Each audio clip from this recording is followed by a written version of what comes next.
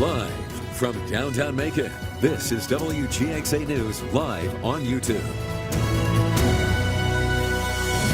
Good evening, Middle Georgia. I'm Amanda Peralta. And I'm Greg Lloyd. Amanda and I thank you for watching WGXA News at 5:30.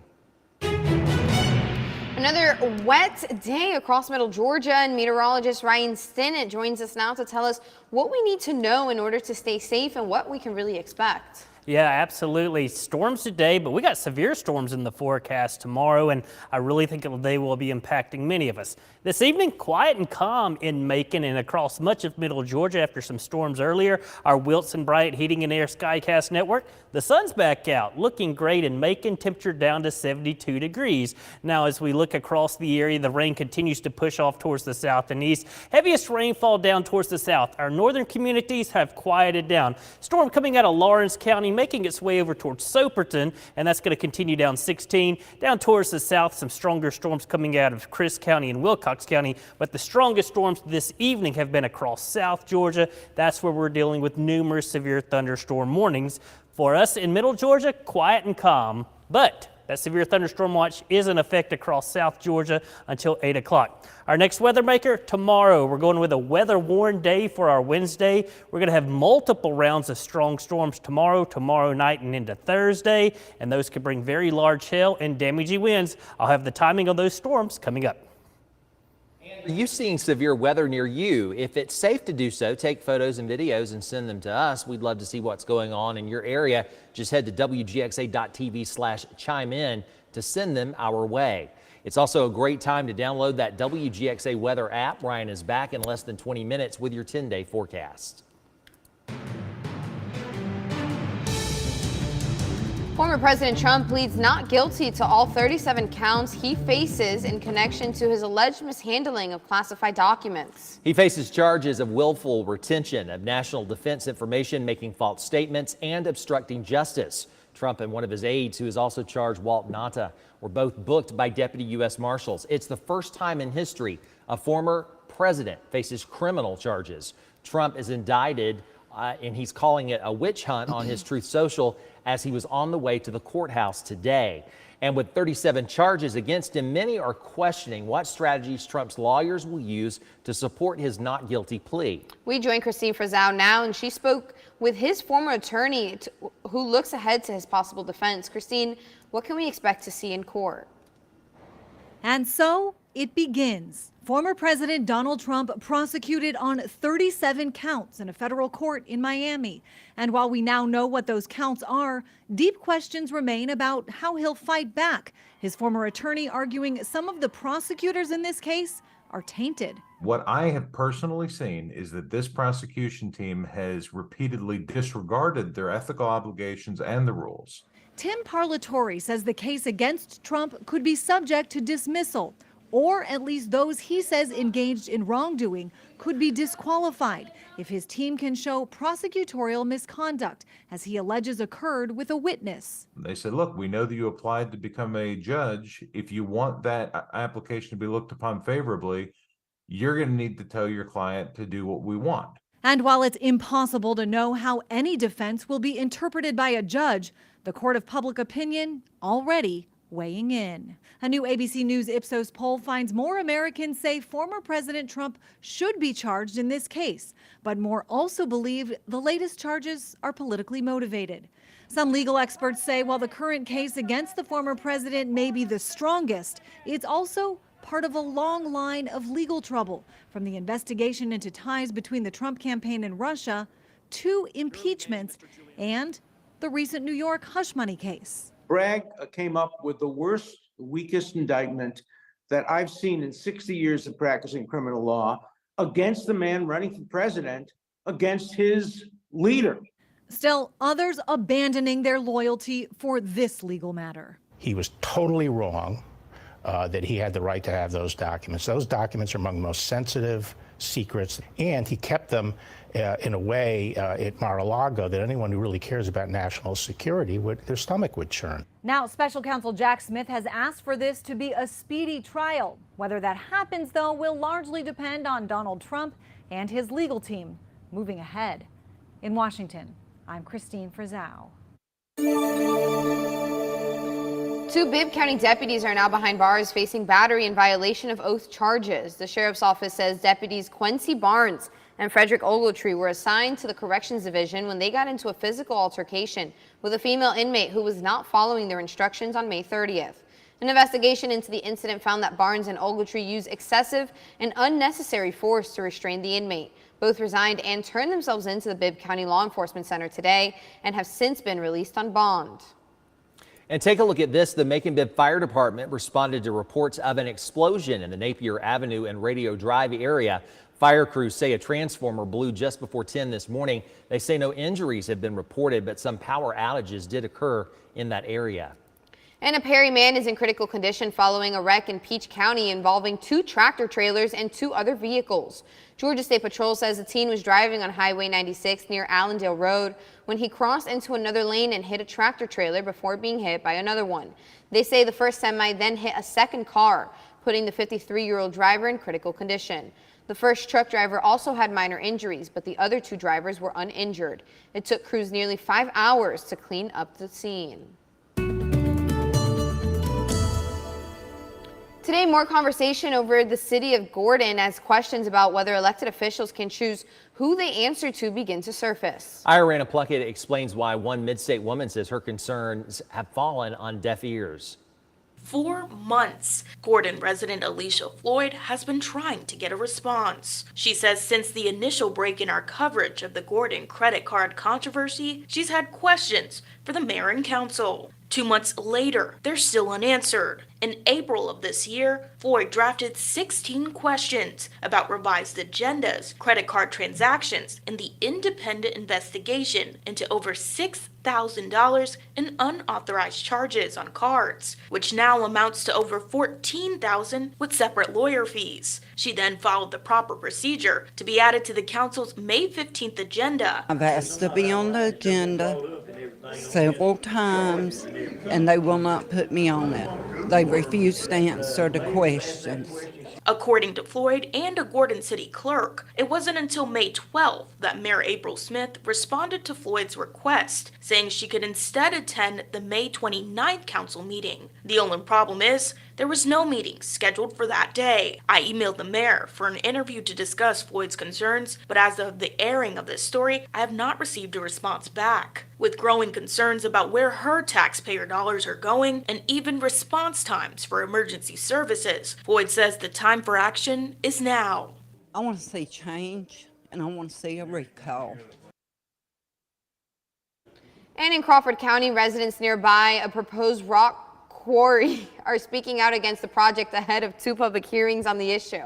Crawford County officials say a group out of Kentucky intends to operate the quarry on property off of Highway 80. The proposal calls for the quarry to use about 430 acres out of the 1,700-acre property. Residents in the area have put up road signs encouraging the proposal to be denied. 2 public hearings are scheduled to discuss the matter on June 15th and July 18th. Both meetings will take place at 6 at the Crawford County Courthouse. Working together, that's the campaign slogan for Bibb County Sheriff David Davis as he makes it official that he's running for re-election. Our Glory Ruth Finney spent some time with the sheriff yesterday to see what his plans are to get voters to believe he deserves a 4th term. We have a lot of challenges in this community. I think I'm in the best position to carry our community forward, carry the sheriff's office forward. I asked Sheriff David Davis how he plans to tackle Macon's rising homicide rate. To stop homicides is going to take more than the sheriff's office. But the sheriff says it's technology that helps his deputies track down those committing crimes. My deputies do a fantastic job of catching them. And in catching them using all of these different modes of technology that we're talking about, they've used every one of them. So all of that taken together. But that's where working together, we will help to solve this exceeding homicide rate. It's the technology of ShotSpotter, the ballistic crime lab, 4 criminal intelligence analysts. Cameras already in place and soon more to come that he says are upping what the sheriff's office is able to accomplish. We just recently notified that we were given a $1.6 million grant for flock license plate reader cameras, and all of that technology and the innovative things that we've done at the Sheriff's Office are really poised to move the Sheriff's Office and this community further down the road in keeping our citizens safe. He says there has also been talk of adding a new jail to Macon-Bibb, which would be paid for through an upcoming SPLOST, as the current SPLOST will be expiring during the next term. We will be needing to get funding to build a new jail, to start talking about exactly what type of facility we would need. And I'm certainly uniquely qualified to have that discussion as we go forward. Davis says his nearly 44 years with the Bibb County Sheriff's Office speaks for his qualification to run for sheriff again in 2024. After leukemia diagnosis last year, Davis says he now has a clean bill of health. His energy levels are back up, and he says he looks forward to continuing his service to Macon-Bibb. More SPLOST funds will be used to improve parks in Macon. Commissioners and our Brianna Cook went on a tour to see where those funds will be allocated. Brianna? Greg and Amanda, several changes and upgrades will be coming to several Macon recreational parks soon. Commissioners and the mayor went on an in-person tour around Macon's recreational parks to see what changes can be made with SPLOST funding.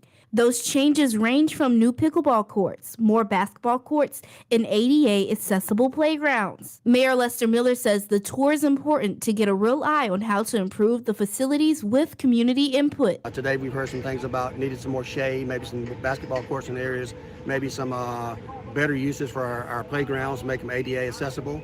So I think we're just kind of listening to what the people have to say and trying to put some money behind that. The tour consisted of viewing Linear Park, Memorial Park, Frank Johnson Recreational Center, and Fillmore Thomas. Miller stresses the importance of citizens' input to help improve the parks. In an effort to get a better understanding of what the needs are from the people now, we've got a list. We've got a certain amount of money allocated to each one of these projects, and we want to make sure that over the next year we do some good planning, listening to the folks, and implementation of the projects. He also says maintenance for the parks will help the community and deter crime. I think it gives them hope, number one, but also gives them activity, number two. As a young child in this area and other areas here, I used to love going to the park. Whether it's a family member or whoever's taking care of me on that day, kind of got away. It gives us a chance to get away from reality sometimes and kind of have a little fun and enjoyment. I think it certainly helps as a crime deterrent. But Chandrika Moore, a mother and a frequent visitor of Fillmore Thomas, does not think the park's improvements will help their crime issues. You're going to see somebody want to argue. You're going to see somebody want to fight. You're going to see the shooting. So that means we got to gather up the children and get them their safety. So this wouldn't be a good park. It really. Mayor Miller says citizens will start seeing the upgrades and changes within the next 6 to 12 months. Reporting live in studio, Brianna Cook, WGXA News. Thank you so much, Brianna. And one Macon-based ministry says it's time to get moving on the next phase of improving one of the city's west side neighborhoods. Mana Ministries wants to keep developing the master plan of the Bartlett Crossing, Cherokee Heights, and Sap subdivisions. The forum offered a chance for residents and community leaders to talk about how they can improve the quality of life in the area. But organizers say one of the biggest parts of that master plan is to keep building community pride. Right, make it a sustainable neighborhood where people want to live instead of just ride through and throw trash. Okay, we want people to build houses, come in here and live in here, because it really is a nice neighborhood. She says its goal is to help revitalize this West Macon community into a thriving, progressive part of the city. Governor Brian Kemp will lead an international trip to the other Georgia, the country in Europe. Kemp's visit will mark the first time a sitting U.S. governor has visited the country of Georgia. He's expected to meet with business leaders on why they should look to do business here in the Peach State. Kemp will also visit with National Guard members stationed in the country. To round out the international trip, Kemp, First Lady Marty Kemp, and the delegation will be in Paris to talk with aerospace companies about investing here in Georgia. Our kids, they're out for summer break now, but it's an outbreak of flu and other illnesses that are keeping them at home. Our Carlos Stevens talked with one doctor today about this recent rash of sickness. But particularly this year, yes, more than the last 2 or 3 years, we saw higher increase in those patients who had the strep and flu. School is out for the summer, but for many parents, they are finding their kids at home in bed with a summer sickness. The CDC has reported cases of flu in Georgia since mid-May. Dr. Helen Louise Moore is a pediatrician in Warner Robins. She says cases of flu and strep throat increased right when school ended, but says they are starting to see a drop. Dr. Moore says strep can spread through the air and through contact. She says symptoms include a headache and stomach ache.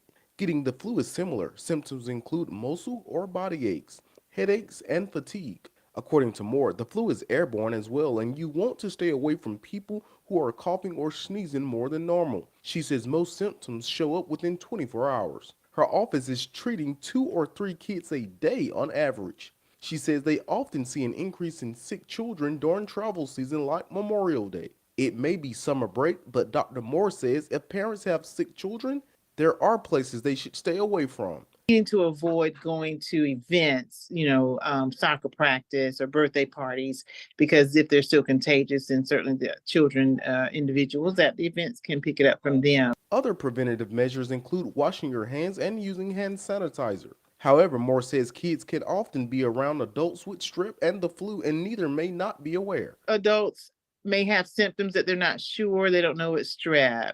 And so they may have, a mild sore throat and thinking maybe it's allergies or maybe it's, something else. Dr. Moore adds that it's not terribly uncommon to see strep and the flu in the summer, reminding us that children are involved in many summer activities where they can still be exposed to both. Reporting in Houston County, I'm Carlos Stevens, WGXA News.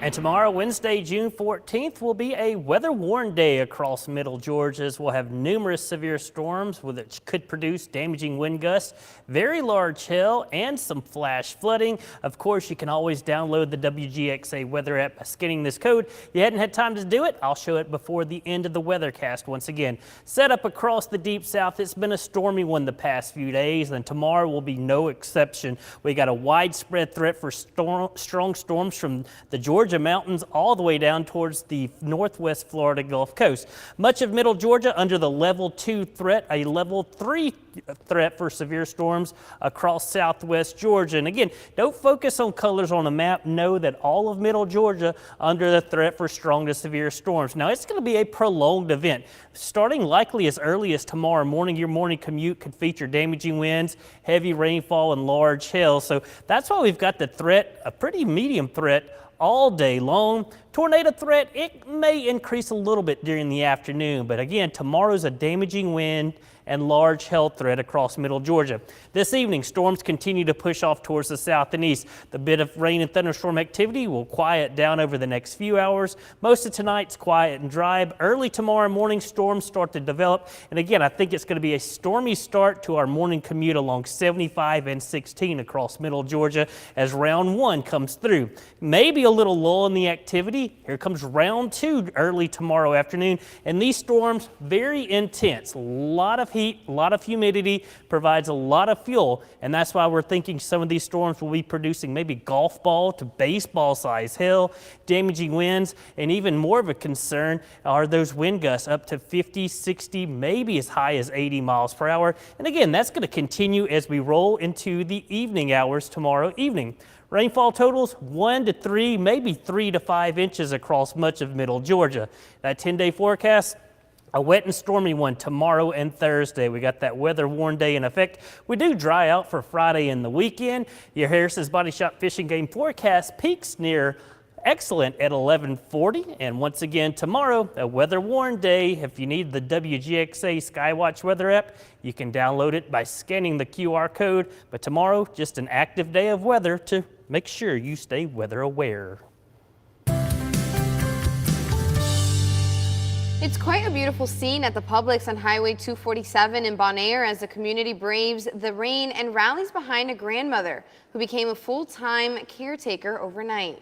The Southern Santa of Houston County nonprofit is mobilizing to collect supplies to help her take care of 3 baby girls who lost both parents. People think we just do this at Christmas time, but that's not what we're about. We're firefighters. We like to give back to the community, and we actually help all year for anybody that's affected by fires, traumas. But we just love to give back. If you would like to help, donations are being accepted at the Publix on 247 until 6 tonight. They're in need of girls' clothes in sizes 3 to 4T and sizes 3 to 6 months. They also need baby bottles and diapers in sizes 1 to 3. You can also donate gift cards or make monetary donations to Southern Santa Inc. on Cash App. Well, looking ahead to what's happening this week around the Mid-State, the celebration for 200 years of Macon continues tomorrow. Macon 200 will unveil its new anthem to celebrate Juneteenth and Black Music Month. The song and music video were filmed at downtown's famous Capricorn Studios. Macon 200 will also give updates on plans for the year-long celebration of 200 years. That announcement is set for 4 o'clock. It's followed by an after party at the Capitol Theater. And once that party is done, Fall Line Brewing Company is inviting you out for the Great Tiki Tour. It's a way to introduce all of the new bars moving into downtown. It's not just a regular pub crawl, though. Fall Line has added a game into the mix where those on the crawl must hunt down clothes that some mischievous monkeys took. Tickets to the crawl are only $10. And this Saturday, the Macon Judicial Circuit District Attorney's Office and Peach Concerned Citizens are giving some a second chance at a clean life. The two will be hosting a record restriction event with a food drive and a look at the history of Juneteenth. They want you to register before the event, and you can do that by scanning the QR code that we have for you on your screen. It all starts at 10 this Saturday at the Peach Concerned Citizens Office in Fort Valley. Well, good afternoon, everyone. I'm Gary Thigpen again here today at the Bibb County Animal Services. I'm joined again today by Elvin and also Audrey. And guess what Elvin just told me? Elvis is in the building. Tell us about that. Indeed, Elvis is in the building. He's a 4-year-old male, Lab Retriever Pit Bull mix. Very sweet dog. He's about 48 pounds. Very sweet, very friendly, very loving, and he just needs room to play.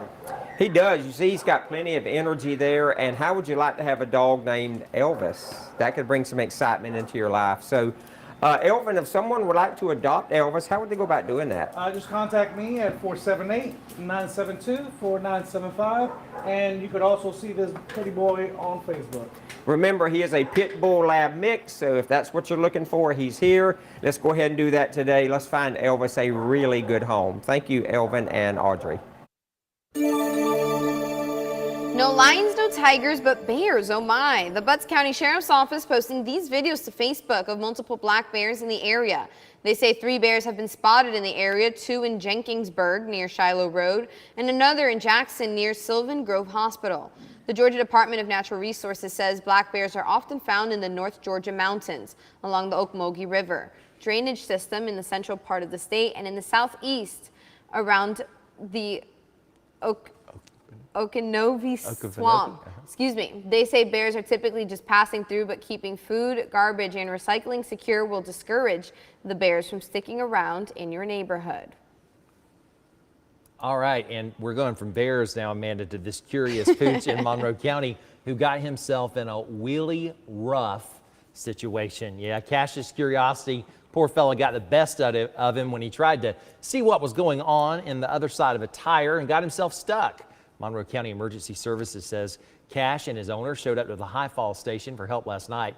Firefighter Robert Shepard and Battalion Chief Jack Harper worked into the early hours of the morning to free Cash from the wheel, and Cash certainly looked super relieved after he was freed, and we bet he'll think twice before looking through another tire.